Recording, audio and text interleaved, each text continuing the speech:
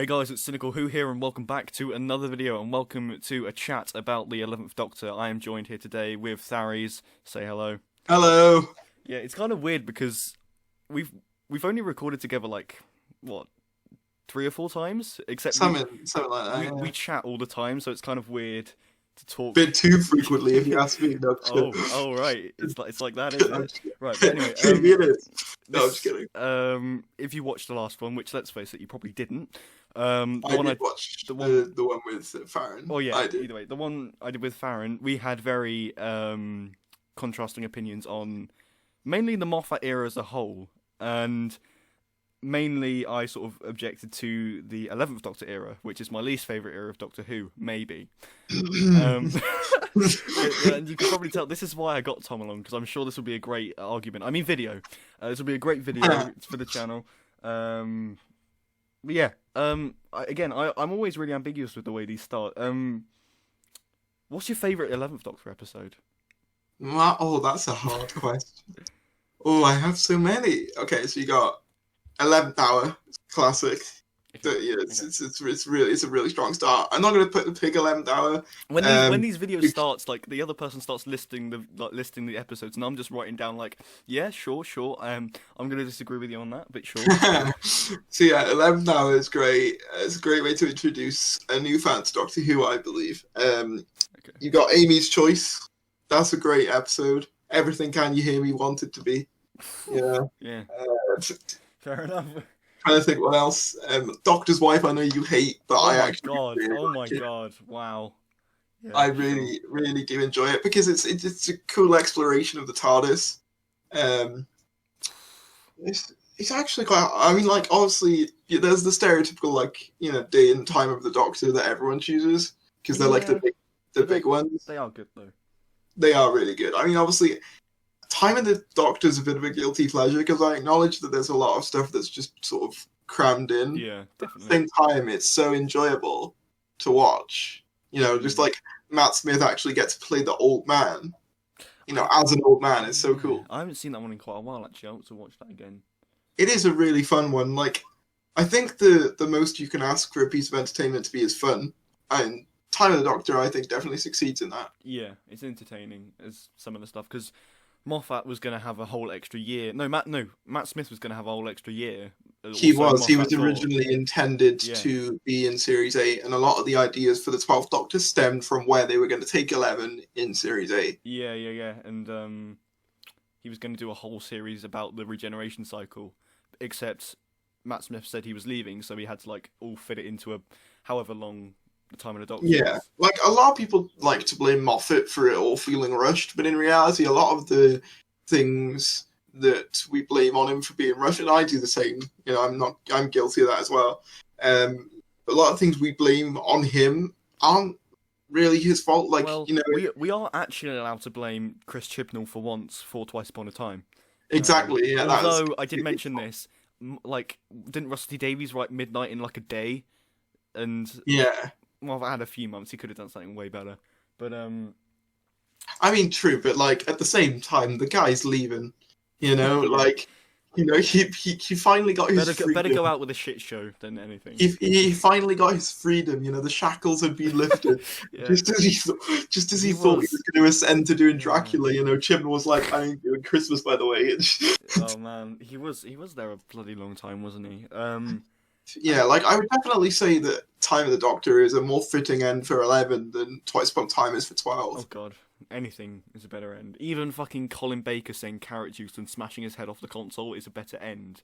I mean, at least that was brief, and he didn't have a 5-hour speech prepared. That would have been. I would have loved that. That exercise bike was cursed. I told Mel that it was. It's deadly to Time Lords. No. Well, so I think my whole view of the Moffat era, it's way too inconsistent. It really put me off the show, especially the later half when it's just crammed full of unneeded fan service and just shit. And there's, if you go back to, I would say I'd agree with you about the second half. I'm really not a fan of the Capaldi stuff. No. Not because of Capaldi himself, No, definitely not. just because of Moffat, the writing of it. Like, yeah. I also think, and this is something I brought up in an upcoming script, is that he had a tendency to cave to fan pressure way too easily. Oh yeah, definitely. We saw this with the Dalek paradigm. We saw this with the direction of the 12th Doctor's character being too dark. Oh god, and that fucking the tank. You know, he had a tendency to like not let ideas play out. Like, don't get me wrong. I think if an idea is unanimously hated after like a few series, then maybe it's warranted to like listen. But after the first appearance, like Victory of the Daleks, they were only in it for like what 20 minutes. Yeah, if that. Yeah, like I mean, it's the whole like, amount of screen time was about 5 minutes. In fact, I think. Yeah, it was barely anything. It's like it's not enough to base that design off of. You know what I mean? So I feel like he has a tendency to like backtrack way too quickly, and I think that's what leads to his era feeling as inconsistent as it does. Oh wow, yeah.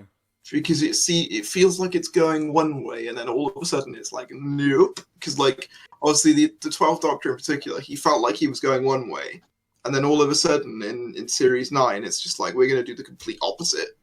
Yeah. That's kind of. If you go back to back to the beginning, 11th Hour, right? So Ross Davies has been and gone, end of time, all that, and it's Stephen Moffat is now in charge. 11th Hour it was a childhood classic for me because I still have it. I have the Series 5 Volume 1 DVD, and I used to watch that religiously, mainly 11th Hour and Beast Below. Brilliant. That sort of burned into my brain. I had the 2-disc Amy's Choice Hungry Earth Cold Blood DVD.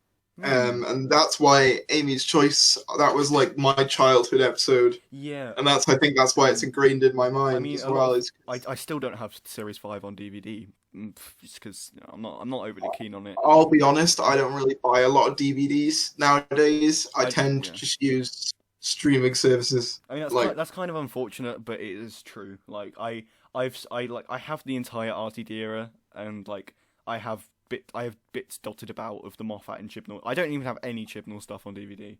Like no. I mean, I wouldn't lower myself to know. Wow. I'm just kidding. Okay, my only full seasons of that aren't from the RTD era that I have on DVD is Series 6 and Series 9. Make of that what you will. I mean, and it's the weird Series 9 that was in 2 parts. You could have picked some better ones. I could have done. But either way, Series 5, 11th Hour, a lot of people tend to big up, like, openings. I think I mentioned this in my other video, but, like, things... what is it? I've completely forgotten what I was going to say, but mainly the 11th Hour, the pilot, like Farron, bloody hell. But the 11th Hour gets a lot of praise, and I've never really been... Well, I was keen on it. It's a good story. I mean, there's stories I can't really criticize because they're just so nostalgic. But even still, I didn't think 11th Hour was like the best episode ever, like people were saying. And they did the watch along recently, and I rewatched it, and I think my mind's changed. It is actually a really, really good. I think it only works as an opener. If you're gonna watch Series 5, you're gonna have to start with that. It's not really like. I mean, I guess it's one you can easily view. I mean, it really depends on to be fair, I've watched it out of Series 5's context before, just on its own, because I do genuinely enjoy it that much. I think what works about it is that it sets up so much in such a short space of time, but it never feels like it's spoon-feeding it to you. And this is kind of an issue that I have. Obviously, I don't want to make it all about the new stuff, but this is kind of an issue I have with the new stuff, is that in Woman Who Fell to Earth, it feels so slow and painfully like drawn out, Really? Whereas like to me it does. Wow. I mean, I think that personally, I prefer 11th Hour's approach because it's a lot more fast paced. There's no like entire montage of him building the Sonic or getting a costume. It's all done in the moment. So, like, with the Sonic, it obviously explodes with him trying to summon the Atraxi. It's trying to get their attention into the story, I guess. With the costume thing, he does to put on a show to meet the Atraxi. Yeah. And it's all made in like one scene rather than having a dedicated scene to the costume. And I think that just works better. And I feel like it's somewhat in terms of pacing. It's somewhat routine in like The Women Who Fell to Earth. It's like, now we're gonna go make the Sonic. Now we're gonna go make the costume or whatever. And then, I mean, they did. Yeah, it feels very. With the whole it TARDIS. feels very bullet point, very checklist. Okay, yes, yeah, Sonic, yeah. check. Costume, check. Companions, check. Character development, oh shit. But yeah. That's the one thing we forgot.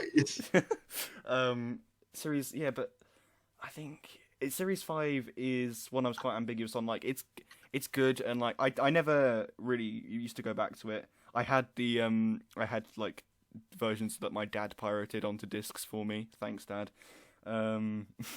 We mean super legally obtained through 100%. Yes.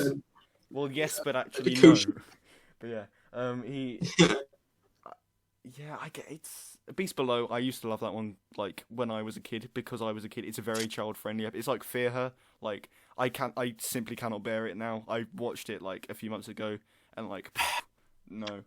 Beast Below. I think the thing that works about Beast Below for me is it's not as strong as 11th Hour, nowhere near in my opinion. But the thing that works about it is I feel like you learn so much about the Doctor in that second episode. Like, you learn about him, getting over the Time War essentially and trying to forget about it, which it becomes an ongoing theme when you get to things like Day of the Doctor.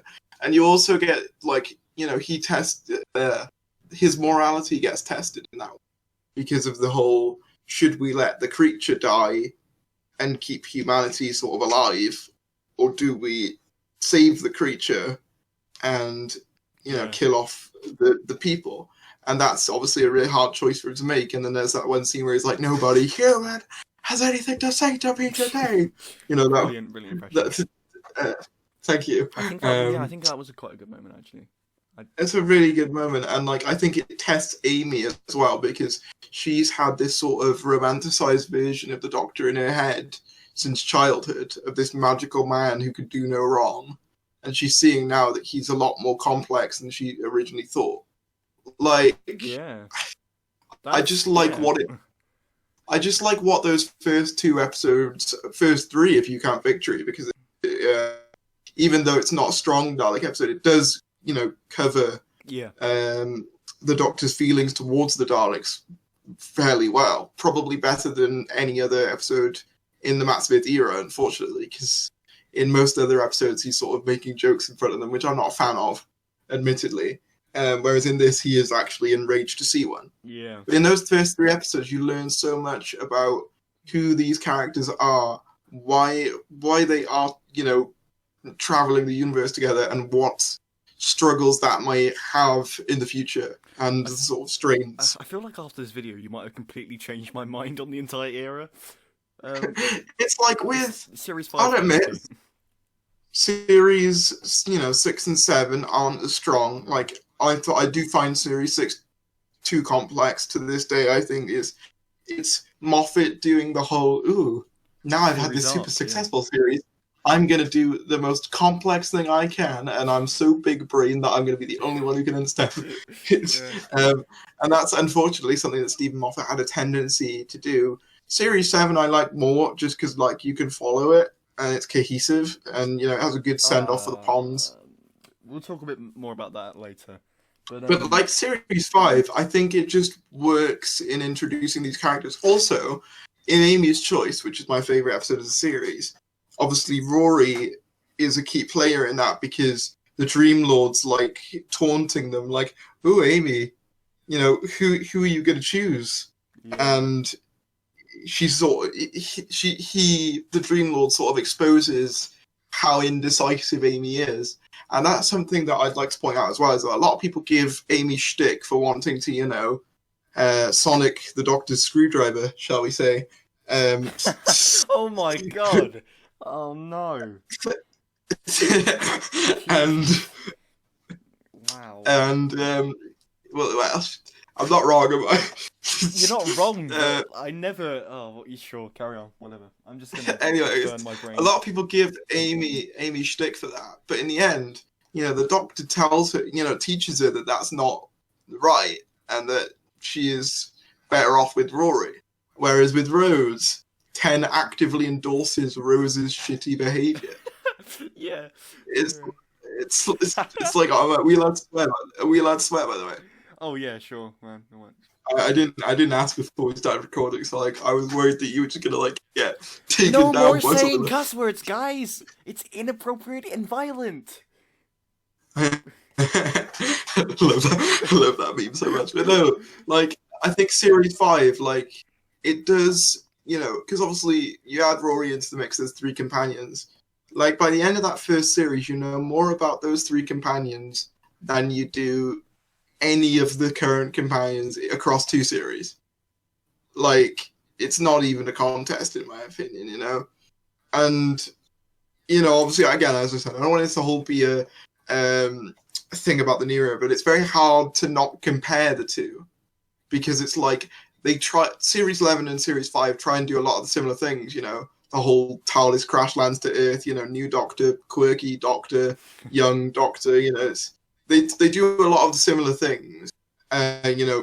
Additional companions. More than one, if you count Rory, which obviously he does count, even though he's not permanent until series 6, I believe. But yeah, series 5 is just really good. It's my favorite series of the revival, even though I probably would say that series 4 is arguably better quality overall. I think it has the best stories. Because I rewatched. A quick idea. What do you think about the Sontaran two-parter from series 4? Because I think that's the only one I really don't like from Tennant's era. I actually like it. You know what? It's not like amazing, but like I think it's the best. The Sontarans have been represented. I guess. What about the next? Doctor? You can't possibly like the next Doctor. That was my first episode. Oh yeah, it was, wasn't it? It was, yeah. Fine, whatever. Man. So I have a little bit of nostalgia for that, and I think I understand why it was my first episode now, because I don't know whether you watched Crispy Pro's video on the most popular Doctor Who episodes in terms of ratings. I don't. That was like number 3. That was like number 3 or something. Oh wow. So it was on like 13 million views. So it makes sense that like on a whim we just ended up watching it because it was just so big. But no, series 5 is just really good. Like I have a lot of nostalgia for that period of the show as well, because that was when like my sort of fandom for the show really started. Even though I started with Tennant, Smith was the one who was like, all right, I'm into this show now. I ended up going to the experience and the sort of music and monsters thing that they had for series 5, which was awesome. They need to do more stuff like that, because the music and monsters, when you're a little kid as well, you see like a clockwork droid coming towards you. It's genuinely quite terrifying. Dom has PTSD from that whole experience. Yeah, and it was so good though. It's so well done, and I kind of just wish they did more stuff like that nowadays. And they just don't really. It's like it's all about like VR experiences and stuff. Well, I'm like, man, VR ain't cheap, It's not really a common thing that people have, at least yet. I think it will eventually. The edge of time is not really edge of my wallet. Exactly, yeah. I mean, don't get me wrong, I'd like to play Edge of Time and apparently they're bringing it to consoles as a normal game. Oh, right. Not VR, which I'd probably buy because I love video games and I love Doctor Who. And the closest I would say... I love Doctor Who's Tom Harry's 2020, 4 minutes past 5 on the 27th of June 2020. Yes, I'm seeing how long it takes me to upload this. Don't even... try. The closest that we got to a good Doctor Who game was Doctor Who: The Eternity Clock, in my opinion. Oh wow! Blimey, sure. I even remember enjoying that. That's how much I. 5 Who fans did the Eternity Clock playthrough, and I think it ended up with John getting a blood sacrifice. Oh, gotta love 5 Who fans. But like, that's obviously that I have a huge nostalgia for that because, that was the first Doctor Who game I'd seen. It actually looked really good at the time as well. Like seeing the Doctor on, in HD and the TARDIS in HD, it was like, oh my god, this looks awesome. I think I remember they released a game that was like it was like a sort of platform. It was like you were the Doctor and Amy, It was on. It was on my. Cause I remember playing it on my dad's iPod back in the day. That was probably the mobile game. Yeah. The I think it was. I can't remember what it's called, but I know the one you're on about. It's like where Amy regenerates Yeah, for some yeah, reason. yeah. If you die, and Amy regenerates. That's really strange. But I have a lot of nostalgia because I remember I used to play that all the time, and it had the music. It had "I Am the Doctor," and it had that music that's playing when the 11th Doctor is eating all the food. I don't know the name of the track, but yeah. Oh, the yeah, that one. Yeah, that exact one. Yeah. And that has a sound effect like someone's drinking a yogurt, and it plays exactly when he drinks the yogurt. Coincidence? I think not. But also, like, yeah, with Series 5, I love the style of it as well. It's a sort of a fairy tale type thing. But it, like, later on, like, in certain Christmas specials, I feel like that's overdone. Like, I remember in Husbands of a Song, I believe it was, the end title is just like, and then they all lived happily ever after. And it's like, that was the cringiest thing you could have done. Whereas, like, in Series 5, it doesn't really feel overdone. Yeah. It's just like, because it's from a kid's perspective who then grows into an adult, it makes sense that it would sort of feel sort of dream-like and fairy tale-like in a way, because it's from the perspective of a child, pretty much. You know? We were meant to be talking about the whole of Series 5.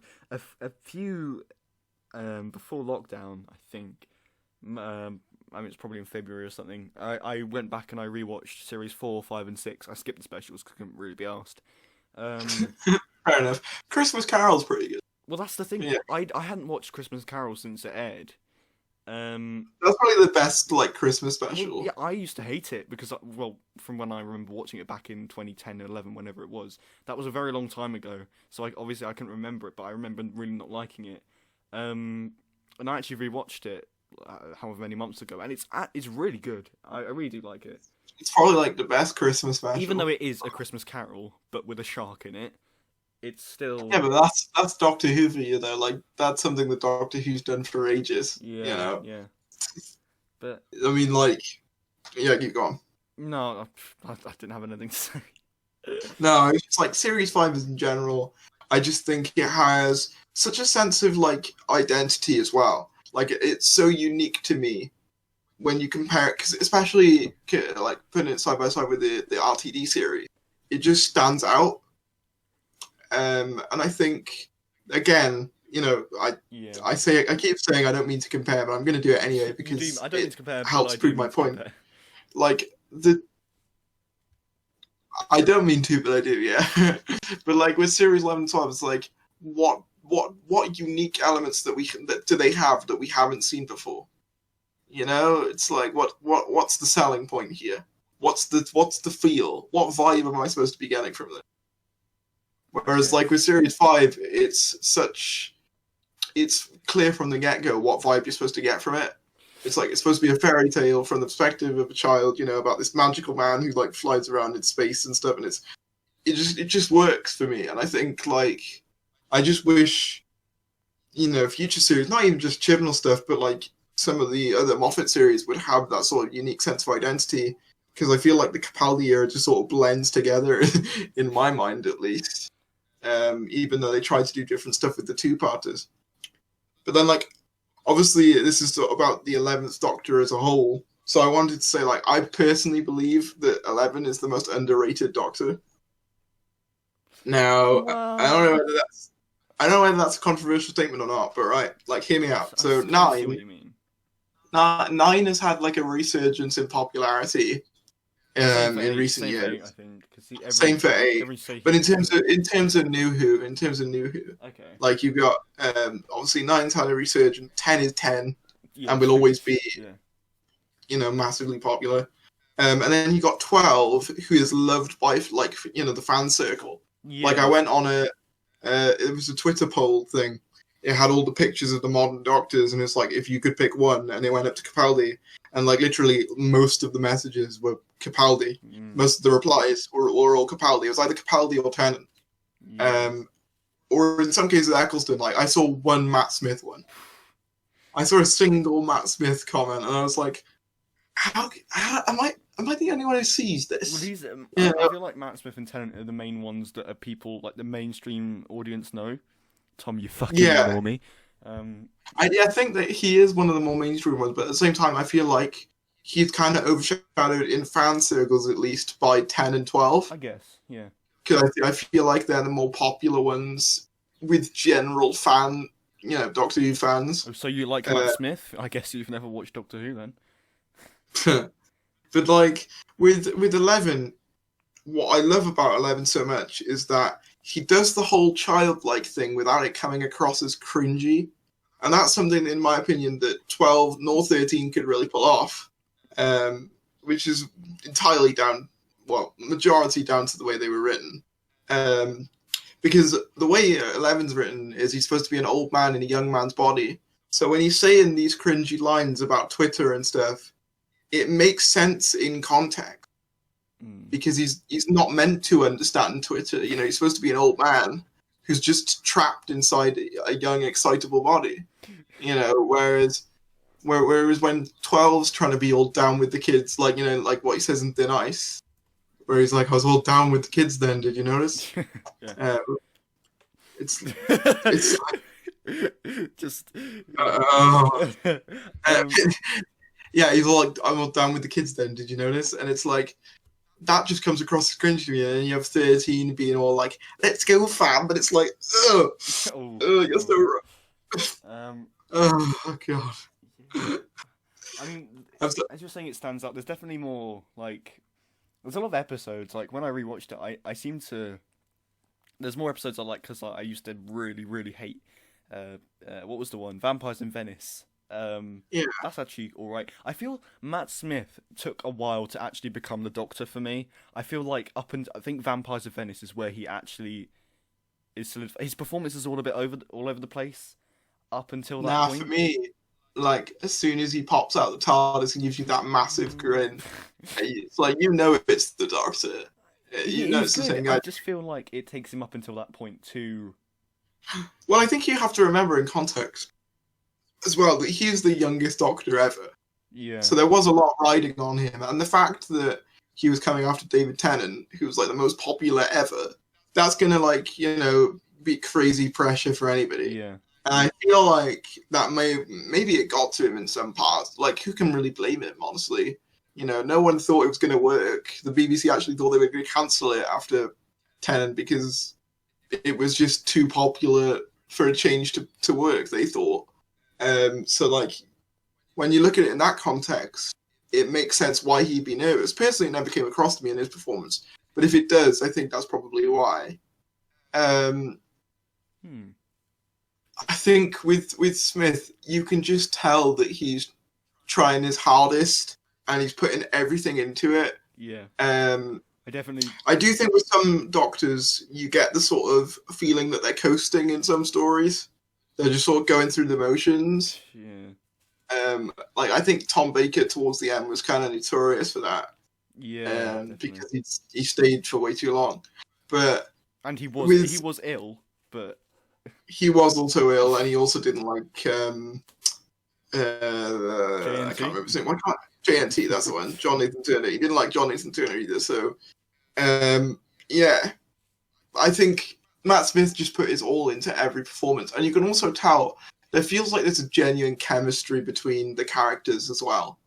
Like, when these guys, you know, act like a family, I believe it. They were quite close in real life, weren't they? I think. Yeah, but I think that's what works. Like, when they say that they don't actually say that they're family, but you get that impression from them, you know, because they don't need to say it because it's sort of obvious. Whereas, like, again, just because you say you're something doesn't mean you are, you know, and that's kind of an issue I have with the current fan. You know, I just hate the word. I'm sorry. That's an issue I have with them. Is it's like, you keep saying you're a family, but what have you actually done that's anything like a family, other than watch relatives die? Wow. You know, like, that's depressing. I mean, it's depressing, but it's true. It's true. I mean, I definitely respect Matt Smith as an actor and his portrayal of the Doctor. I know I say the Matt Smith era is my least favourite. That doesn't mean it's bad, okay? Like, I still appreciate it a lot. It's just some of I the can episodes definitely of the series see I don't click with. the weak parts of it. Don't get me wrong. I don't think it's nowhere near as consistent as like the David Tennant era or like the Chris Eccleston stuff. Well, like there's only one series of that, but you know what I mean. Yeah. Like none, So it's you know, very there was consistent. basically no duds in series 1 No. or series 4. Series 3 didn't have that many. You know, obviously series 2 is a bit weaker in my opinion, but you know, like overall that era is just so solid. And I do think that Matt Smith's era is a bit more wonky, but I always put that down to Stephen Moffat more than Matt Smith. Like I honestly think that Matt Smith, you can tell he did his research as well because he talks about Patrick Troughton and how he was one of the big inspirations. You could just tell as well. I think it does come across. I feel like Stephen Moffat was maybe trying too hard for a lot of the time. Maybe he was getting a bit ahead of himself. I don't know. I think with Series 5, he knew he had a job. He had to step up to the plate, essentially. Yeah. Because obviously no one thought he could do it. And then he proved he could do it. And the way it comes across to me is it went to his head a little bit. Really Series 6, he does this massive complex storyline about, River Song actually being the daughter of Amy, and, these people want to train her to be an assassin for the Doctor, and it's all just wibbly wobbly and timey-wimey, whatever. God. Anyway, I can't believe no one's ever said that in any of my videos. You are the first, and I'm so disappointed. I can't believe I actually integrated that into a sentence. I actually feel kind of ashamed. Oh, wow. But yeah, like, I just love Series 5 is great. Series 6 is weaker. I do like that it's darker in some places. I appreciate that. I've got the DVD.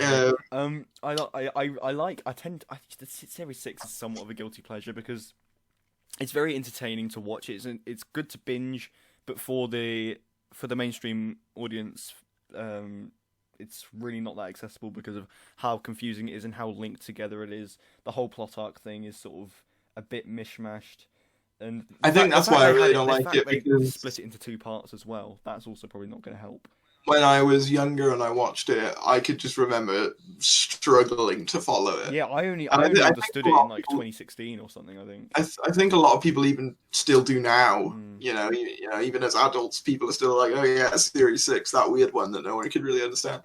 There's some good ideas in it. I like the darker aspect. I like the fake out of the Doctor's death in the beginning. Like that was such a I remember watching that as well. That was such a cool moment, though. Like that was like something that no one expected. It was just so what, But like it worked because it wasn't the norm back then either. Where towards the end with Moffat, the surprises and the sort of weird stuff kind of became his main claim to fame in the end. He just sort of did them constantly with the whole, "Ooh, you don't know what the hybrid is. Oh, it's me." Yeah. Or with like God, the hybrid. That is just crazy. Yeah, exactly. Or the mystery box in Series 10. He just relied on surprises, ooh, what's in this? Way too much. Yeah. What does this mean? He relies on that way too much. Whereas, like in Series 6, it works because it hadn't become tired yet. It works better at least. Like I still struggle to follow it, but it does work better than like Series 9. I like to think throughout this whole conversation that's you loading the dishwasher in the background. I mean, it could be. You just have. Maybe I am. Maybe I'm just doing the dishes. Tom's he just records his video whilst doing basic household tasks. When I'm actually on camera, there's actually a clone of me, doing the laundry. You've got all the appliances below your desk. You're just doing it with your feet. They're actually all sentient. It's like Toy Story. Wow. with how cool the place. Tharries is coming. Right. Exactly. We spoke about favourite episodes, and Amy's Choice is also my favourite episode. I didn't know that. Well, yeah, I don't know what it was before. Vincent and the Doctor is good. Vincent and the Doctor is really good. I rewatched that for the watch along they had a while back. I did, yeah. And I did the watch along. I did a live stream. I think I did actually underrate that one. So I don't remember it being. You were meant to be doing the live stream with me, and you didn't. You pussy. I can't remember now. I don't blame you. Why? I don't blame you. But if you were to pick a least favourite, what would you go with? Ooh, I could start us off if you really want, because I have a lot to no, say. no, that's okay. That's okay. I'd probably pick. It's hard. It'd probably be one from Series 6. Okay, you're on the right track. Or maybe Series 10. Okay, I'm just gonna say, Let's Kill Hitler. That episode. Oh yeah, we'll go with that. Actually, that would probably be the worst. It's so bad. It just stinks of wasted potential. Like, the thing that annoys me about that is that there's so much you can do with the idea of killing Hitler, and they just don't. It's like, what a waste of a concept. Yeah, and like even everything that goes on there, like it's pretty unbearable. Like it's just. And it's like they introduce this random character that we were supposed to care about. Yeah. And it's like, obviously, the one who becomes River Melody.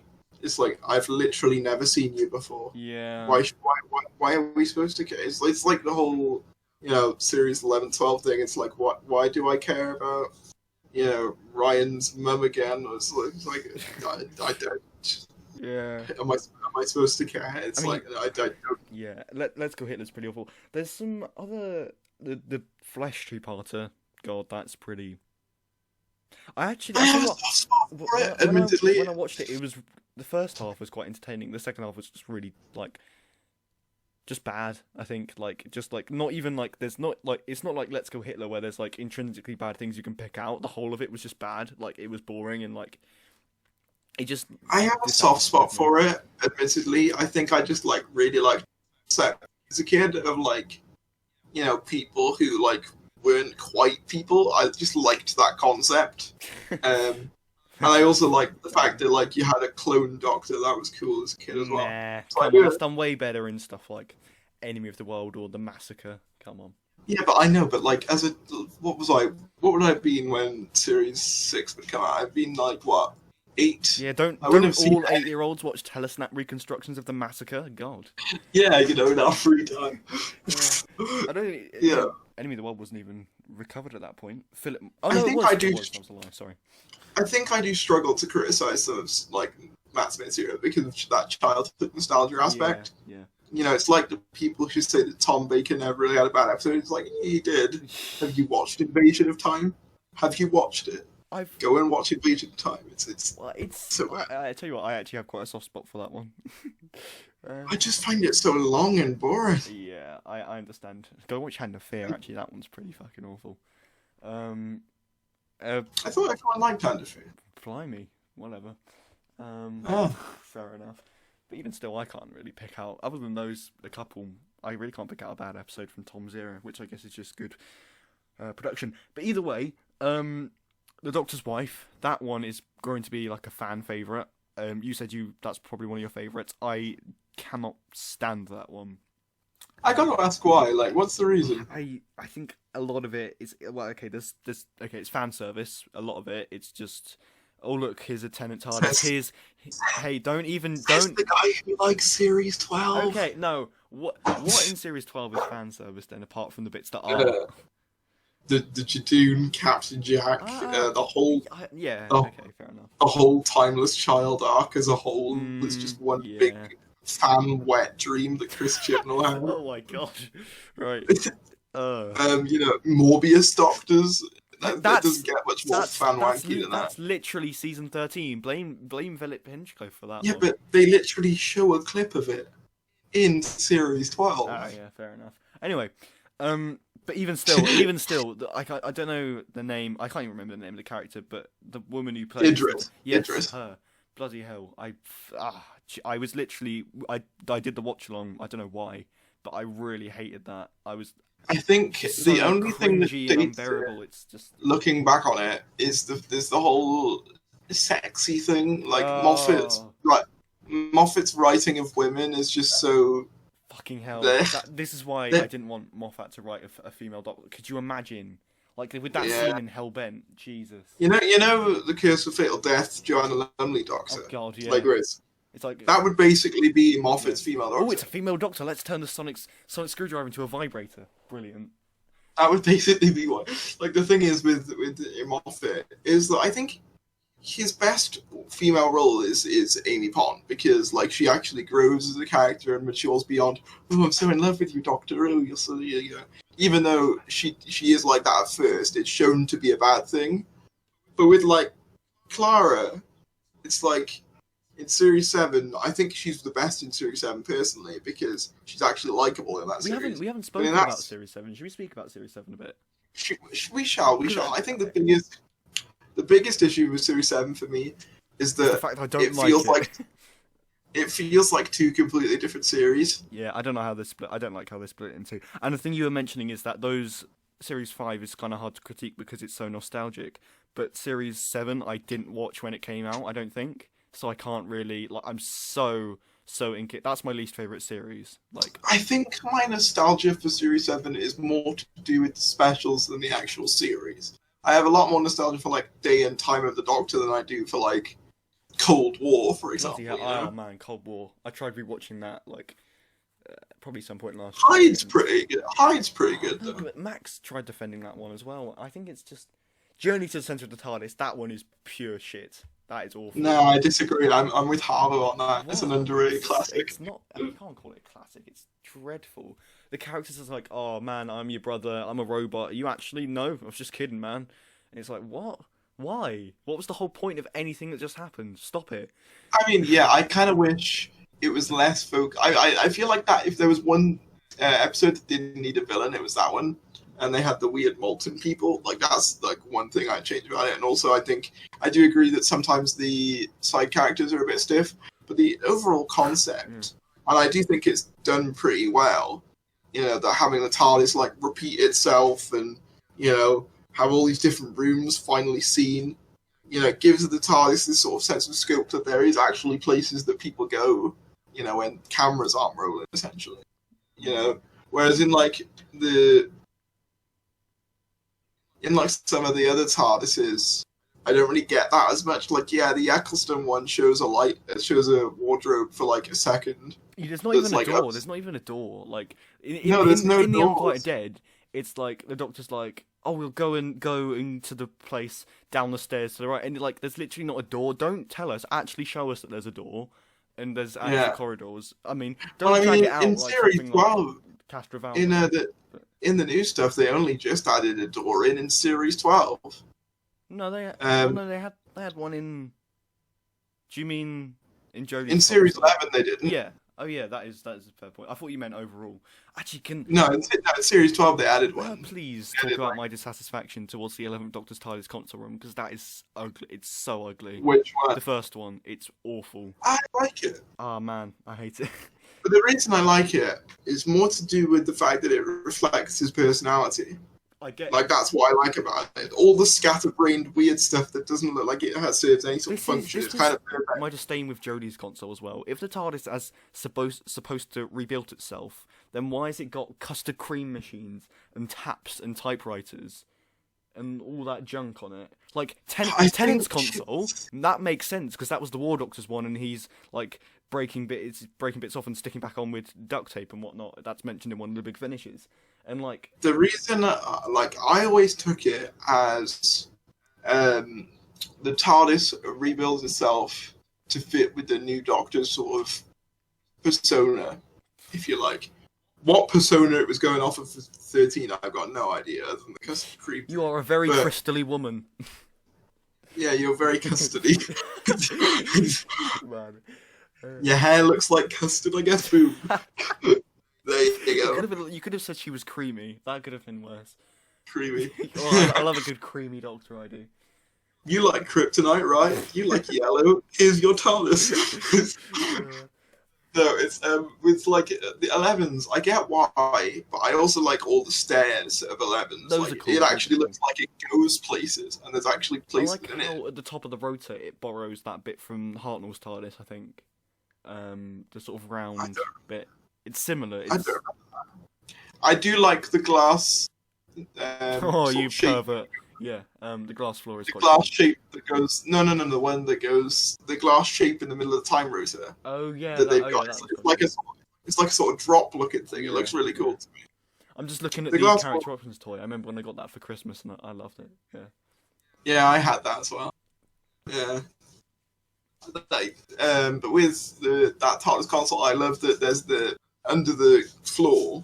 You've got this I do bits like where you that. repaired stuff. Yeah, because I Bits where love it's the idea of the under like the whole under the console, under the floor concept because like that was slightly touched up on in like some of Tennant stuff, like in series 2 when he goes like under the floor.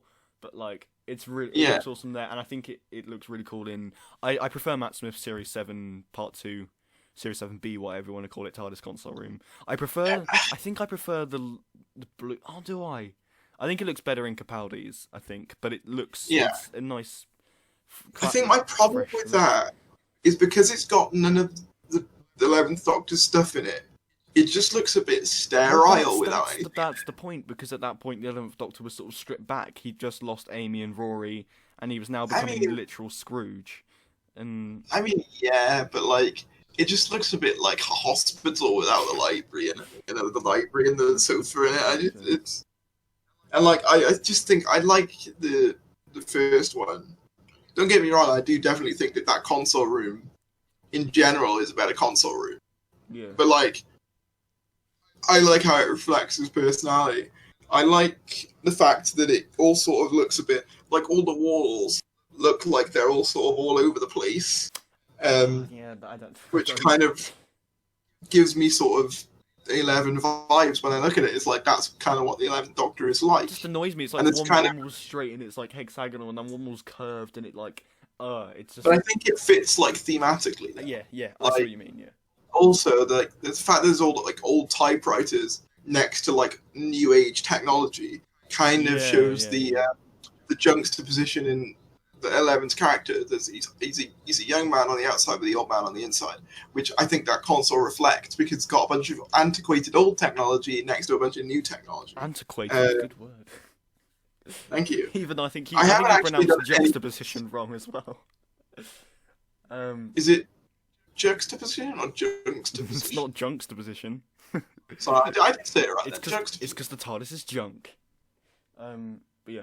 Speaking of the junk TARDIS, that was a wasted concept. Yeah. I do kind of wish they'd done more with that. I'd like to see someone steal the junk TARDIS and have like this really dodgy TARDIS. They land the entire console room inside it's Tennant's console room. It's like Legopolis but on steroids. It's really strange. Yeah, but like that makes sense because it was built out of scrap, essentially. You know, like my channel.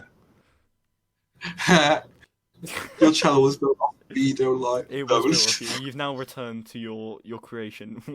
And it's like, it's that one kid that went the direction you didn't want it to. It's like, why? You're like, you know. I'm just that one kid, the one that you wish you didn't have. I was Tom's accident. I'm trying to think of a Doctor Who example. You're like... I'm the Adric of the TARDIS team.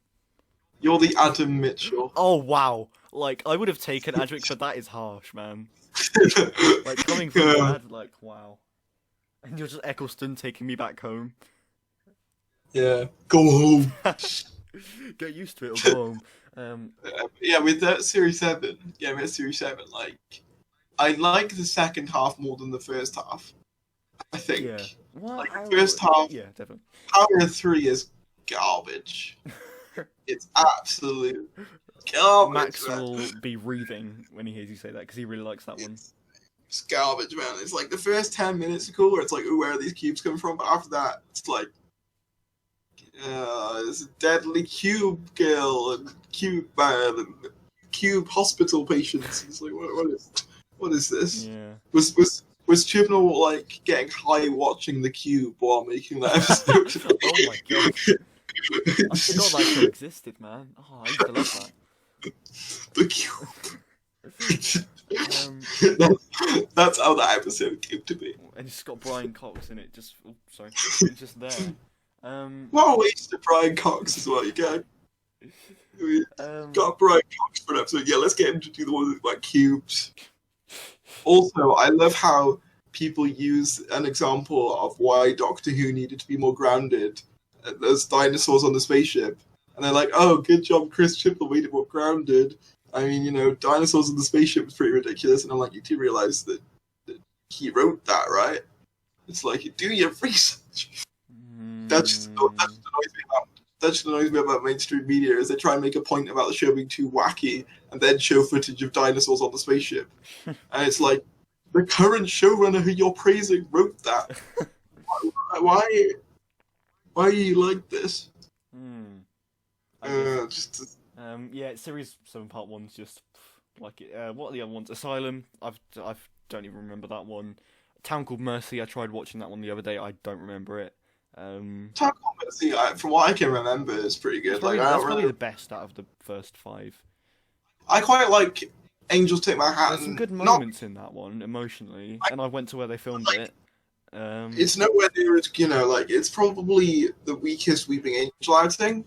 But in terms of what it does for the characters, I love the send off of the pond. I sat on that very bench in New York. You're welcome. Oh. and that rock where they're reading that book with. My one major complaint about that episode is that Rory send off. He doesn't even get to say anything. He doesn't deserve it. No, I used to hate Rory. I used to think he was so inconsistent with the acting. He was awkward and sometimes he was great and sometimes he was bad. But when I rewatched it, he's actually quite a good companion. Way better than Amy. Yeah, this conversation was going to come up at some point, wasn't it, bitch? Amy is the worst companion in Doctor Who. As I said to you earlier, though, at least she learns from her mistakes. Rose is still smitten with the Doctor from day one. Yeah, but Rose isn't an annoying, cocky, just Amy isn't really that cocky. What? That's literally her entire character for She's series. Nowhere 4. near as cocky as Clara. Come on. No. I like Clara. Clara's good. Clara literally thinks she's the Doctor, man. Amy knew her place at least. Sounded a bit sexist, doesn't it? You know your place, woman. Under me. She's better. She's much less annoying in Series 7 and some of Series 6, but it's mainly Series 5. I really hate her character. I like the fact that she's kind of absolute dick to Rory as well. Yeah, that's the kind of one part that I take issue with, is that Rory literally sits for thousands of years waiting for her. And all she can do is hit on the Doctor on her wedding day, and I'm like, that is a bitch move. To be fair, that is a real bitch move. But again, she grows from it, so it's not as bad. I guess Rose's behavior is glorified, and Martha is just treated like a rebound. Yeah. It's like that scene in the Doctor Who poop. Have you seen that? The Thea? I haven't watched that one yet. Actually, I need to get around to it. Scene in it 6 minutes and 32 seconds. You've memorized it. You've memorized it. I watched it that many times. It's good. I need to watch it's about the rebound thing that I was on about earlier, and you'll know when you get to it. But anyway, back to the Amy Pond. I actually really like. They tried doing that awful thing in Series 7 where they get a divorce and then they're not divorced one episode later. Yeah, the divorce plotline came out of nowhere. I don't know why they needed to do it. It wasn't necessary. Especially when they got all those. They did all those mini episodes like Living with the Ponds. Those were quite good, though. To be fair, I quite liked those. They kind of gave some more perspective in the world and made the world feel more real to me. Those little shorts, especially Pond Life when they're just going about their days. It's that's quite cool to see because we never really get shown that. In the show, especially now. Do we need to see it really? I mean, it would have helped in Asylum. I think it just helps build, the sort of the world a little bit more, because I think RTD was very good at having a well-defined world, and then Moffat did it a little bit worse, but it still felt like it was all in the same world. And then Chibnall comes along and it's they only have lives when they're with the Doctor. That's the only thing you're going to see is when they go in the TARDIS and when they leave. Well, no, there's nothing else. There's that great moment in Closing Time, isn't there, when he sees them in the shop? Yeah, that's probably the only good part of Closing Time, to be fair. Actually, I wanted to, because I usually do this in these episodes, and I know you're not really a cosplayer. I don't know why I said it like that. Player! No, but... If you want to talk about the Sixth Doctor, what am I talking about? The 11th Doctor's costume.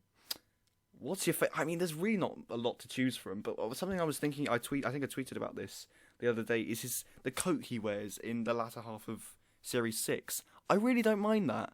And I don't know why people... The green coat? Yeah, I quite... I don't mind it. It's quite cool. And a lot of people take against it. It wasn't really needed. it's definitely the weakest 11 look, but that's not saying much because like 11 does have a great fashion sense about him. You know, like his style is very well defined and very sort of unique. Yeah. Especially when compared to like the New Who Doctors in particular. I think I prefer his Series 7 costume. That's a really Yeah, cool I do now. His Series 7B look is it's so good. But like obviously, I used to prefer the Series 5 look because nostalgia. Yeah. But didn't his jacket change a little bit? From his Series 7 and like From Series 5 to 6, like got a bit the lighter, tweed didn't it? lighter, yeah. I think I prefer the lighter one. I like the darker one in Series 5 personally. What I was going to say was like that's like one of the only cosplays I've done is when the Doctor Who Experience opened. I cosplayed as Midi 11. Oh right. Yeah. That's about the only cosplay I've ever done. I know we haven't spoken about River Dong yet. River Dong. Yeah. I mean, River Song do we need to say anything? River Song is a great concept. Like conceptually, it's a cool idea. Good, so good in Forest of the Dead, but everything is brilliant in that episode. Like, so. You know, conceptually, the idea of someone you meet out of order That is awesome. is actually a really cool idea. I think just after, like, I would say, her appearance in the Weeping Angel 2-parter in Series 5, Flesh and Stone, is it? Oh god, I really didn't like her in that one. But like after that, she just feels more and more redundant as time goes on. And it's like Series 6 comes along and they reveal who she is, and it's like after that she still turns up. It's like, what's the point? We know who you are now. You know, the sort of novelty of you's sort of gone. Like the only time she has relevance is in the end of Husband to River Song when they go to Beryllium. And that sets up Silence in the Library because he gives the screwdriver. Like that's the only other time she's important post the reveal of who she is. Yeah. Like, why is she in Name of the Doctor? She's dead for a start. You still are have you being deadophobic, Tom? That's maybe I am.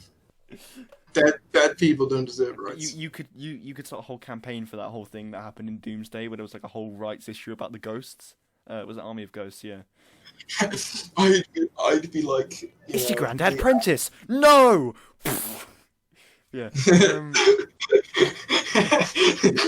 Just stab the ghost with gold. Whoa. This is getting you back for Adric. Yeah, exactly. Wait, would Adric be the ghost? Ooh. No, he wasn't. No, because he wasn't converted, was he? No. And they were the Cybers ones. So one of those. Oh my god, this is a dodgy concept, right? One of those ghosts were the Cybermen from the Cybers universe, right? But Jackie Tyler got converted into a Cyberman, so maybe the Cyberman that met the ghost of the Jackie Tyler met actual Jackie Tyler. That's creepy, man. That's a cool idea. We finished. We need answers. I think they might have done stuff with that in a Dimension canon, actually. We need a 15 disc box set on it right now. Get on that. Call it, Tales from Beyond the Void. That's actually quite a cool name. It is actually quite cool. You can use that mix, but it's just hire me. Yeah. But no. The 11th Doctor's just cool, man. I think I'd like to end the video on that. The 11th Doctor's just cool. That's it, really, man. The only thing I would say that does get a little bit grating is the constant catchphrases. Like, it's fun with bow ties and fezzes, but then when he starts adding Stetsons and what else? It adds a bunch of different catchphrases, and that does get a bit much at times for me. Even though 11's my favorite, the amount of catchphrases he was given does get a bit much to me, at least. But, other than that, he's pretty flawless. His performance is great. His companions work with him really well. Clara less so, but we'll forget about that. Yeah. His era of episodes isn't that consistent, but he himself is consistently great throughout. Which is, again, as I said earlier, something you can't say for some other incarnations.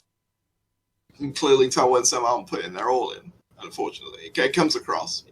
Whereas, like, 11, I never got that vibe from him. It felt like he was really taking advantage of the role. But yeah, thank you for watching. Yeah, I think that's probably a good place to wrap it up. We didn't manage to ramble on as long as I did with Farron, which is probably a good thing. Yeah. Well, obviously, I didn't want to get into a whole ramble tangent about the new stuff because I knew that like we would just be going forever. Every episode is just going to be that in the end, probably. It'll just be, oh my god, the timeless child, am I right? I'm still deciding on who I need to get on for the 13th Doctor one, but you gotta find someone who likes it. No, I'll just be there talking to myself. Just get to be fair, like, I just want to say, before we go, if anyone's, like, making people feel small for, liking the 13th Doctor with this whole hashtag thing, grow up. Yes. Let people let people like what they want to like, man. It's like, it's just like, I'm not a fan of Jodie, but you don't see me going, oh my god, Jodie is trending on Twitter, hashtag not my Doctor. Yeah. Because it's just not needed, it's like, let people enjoy things, but then at the same time, also let people not enjoy things. Don't call them sexist because they don't like an episode of a TV show. That's my seminar over. There we go. Hashtag class, the Tom Harris spin-off. Anyway, you've been watching the Tom Harris podcast. But if you definitely know who Tom is. I didn't even introduce you properly because everyone knows who you are. I'm essentially a piece of the furniture on this channel at this point. I'm a chair. You are the armchair. I am the armchair of the Cynical channel. Leg chair. But I'll make sure to put all of Tom's links in the description. Go and subscribe to his channel for edgy Logan Paul videos. Or Jake Paul. And also Doctor Who things as well. Yeah, the Doctor Who isn't really important. I'm gonna be honest. Who watches Doctor Who YouTube channels these days? Imagine naming your entire channel around it or something like that. I'm like having the word But yeah, also make sure to follow Tom on Twitter. Make sure to subscribe if you're new, or maybe don't. God help you. But yeah, this has been our chat about the 11th Doctor. I didn't get as angry as I thought I would, which is quite strange. Because I'm a very good negotiator. You are. That's a good point. You're very persuasive. I am. But yeah, thank you for having me. Oh, you're welcome. You're welcome, Dad. Anytime. Thank you very much for coming on. No one's gonna get first. It's an inside joke, okay? Just inside with just me. I'm the only person who gets it. Yeah, pretty much. That's every joke I make.